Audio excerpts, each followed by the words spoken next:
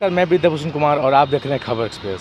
अभी हमारे साथ एक सर हैं जो 66 बीपीएससी का इंटरव्यू दे के आ रहे हैं।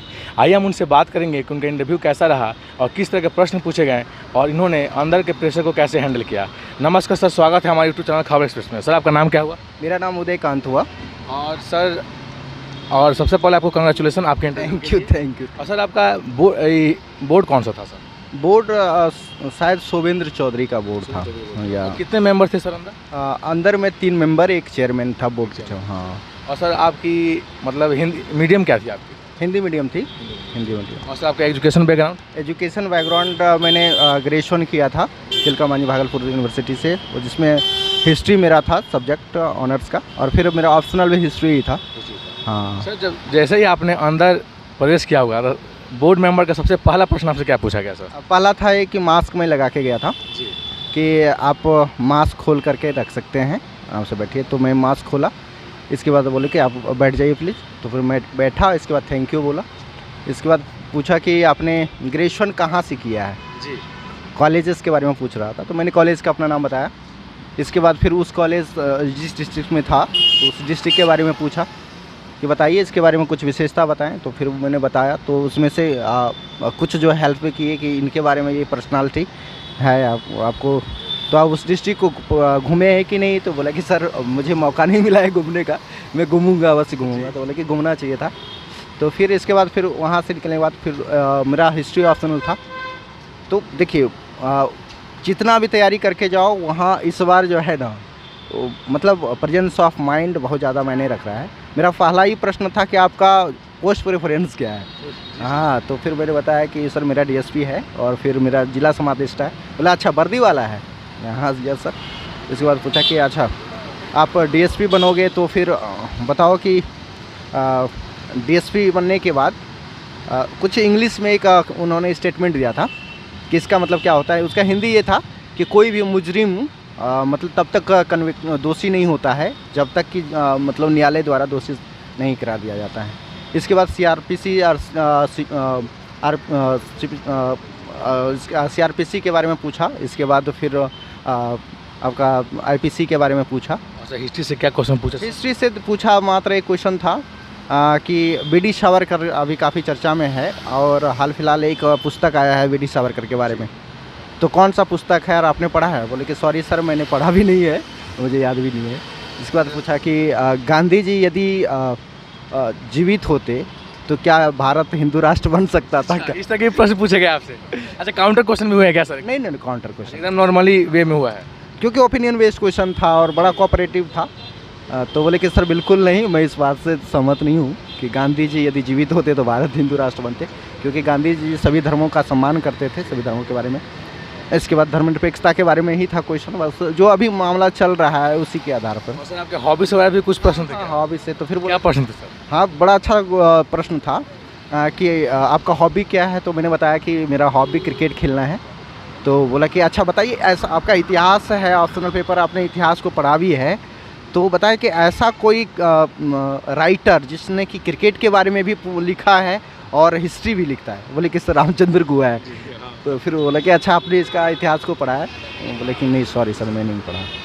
इसके बाद फिर से न्यायालय पे चले गए कि न्यायालय में इतना मुकदमा है, बताओ कितना मुकदमा है? मैंने बोला कि सर 3 करोड़ से अधिक मुकदमा है। तो इतने मुकदमा का कारण क्या है? तो मैंने बताया बहुत सारे कारण है सर, और फिर इसको कैसे रेड्यूस कर सकते हैं, तो इसके बारे में बताया। फिर लास्ट में हॉबी पे कि आपका हॉबी क्रिकेट ही है ना? बोले हाँ सर हॉबी है। तो इसको करंट वगैरह से कुछ प्रश्न पूछे? कुछ नहीं। श्रीलंका जो क्राइसिस चल रहा है वो नहीं, वो पूछ लिया होगा, पहले पूछ लिया गया होगा, दूसरे करंट से पूछ लिया। हाँ, तो हर एक दिन अलग अलग तरीके से होता है। सर ये आपका कौन सा अटेम्प्ट है सर? ये मेरा तीसरा इंटरव्यू था।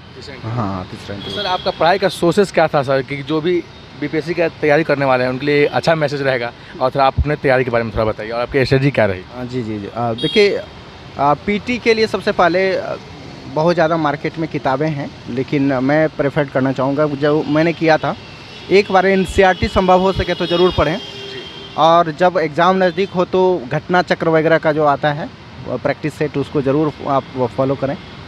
करेंट अफेयर्स के लिए प्रतियोगिता दर्पण वगैरह जो मैगजीन आता है, उस तरह का मैगजीन जो आपको सूट करे। इंग्लिश मीडियम वाले अपने अनुसार से देख सकते हैं, हिंदी मीडियम वाले अपने अनुसार से देख सकते हैं। मैंने किया था। मेंस के लिए एनसीईआरटी बहुत ज़्यादा मदद करता है, और फिर कोचिंग संस्थान का कुछ नोट्स वगैरह है वो मदद करता है। मैंने बेसिक बुक को ज़्यादा फॉलो किया हुआ था। हाँ, आपको कहीं कोचिंग से क्लास लिया या सेल्फ स्टडी किया है? नहीं, मैं कोचिंग थोड़ा बहुत लिया था, लेकिन ज़्यादा मैं सेल्फ स्टडी ही किया था। हाँ, मैं खुद टीचिंग कराता भी हूँ, तो इस तरह से लगभग ठीक ठाक था। और मैं जो आगे तैयारी करने वाले बच्चे हैं, मैं यही कहना चाहूँगा कि देखिए बिल्कुल घबराना नहीं है। और क्योंकि काफ़ी चर्चा चल रहा था अंदर में भी कि क्वेश्चन लीक हो गया है ऐसे वगैरह सब, तो ये देखिए इससे ज़्यादा घबराना नहीं है। इस बारे में बोर्ड ऑफ मेंबर भी कुछ बोला है क्या? ना, बोर्ड ऑफ मेंबर चर्चा अंदर में चलती है ना। तो मैं यही कहना चाहूँगा कि देखिए क्वेश्चन लीक होना ये आपके हाथों में नहीं है।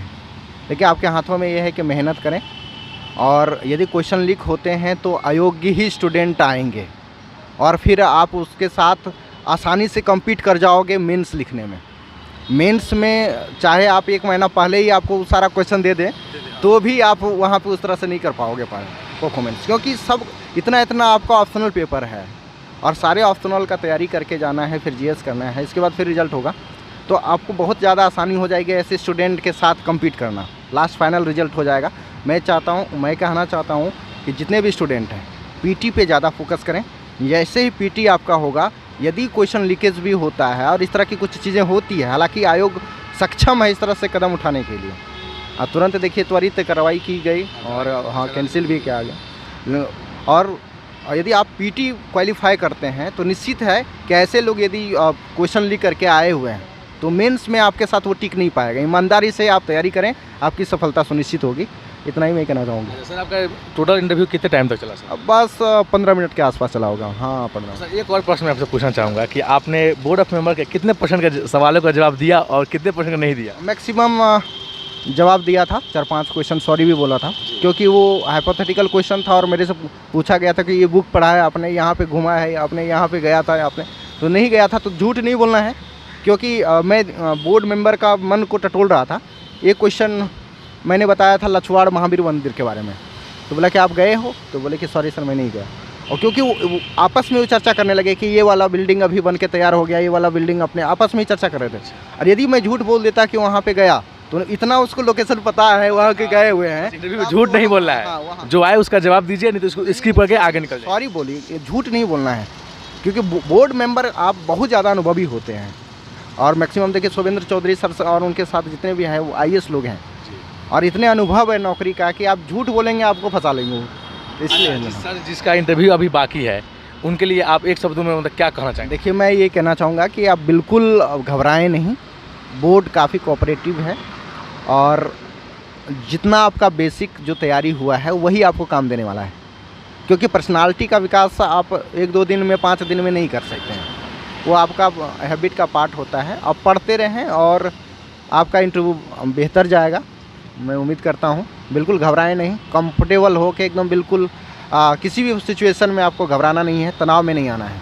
चलिए सर, ऑल द बेस्ट। आपका एग्ज़ाम इस बार क्लियर है सर? Thank you. हम लोग सर से बात किए कि किस तरह का प्रश्न पूछ रहा है, और आप सभी ने भी देखा कि जो भी कैंडिडेट मतलब उनका इंटरव्यू बाकी है वो आए इंटरव्यू देने, तो बस टेंशन ना ले और वो आराम से इंटरव्यू दे, कि बोर्ड मेंबर जो भी हैं वो काफ़ी कोऑपरेटिव है। चलिए हम लोग मिलते हैं अगली वीडियो में, तब तक के लिए जय हिंद, जय भारत।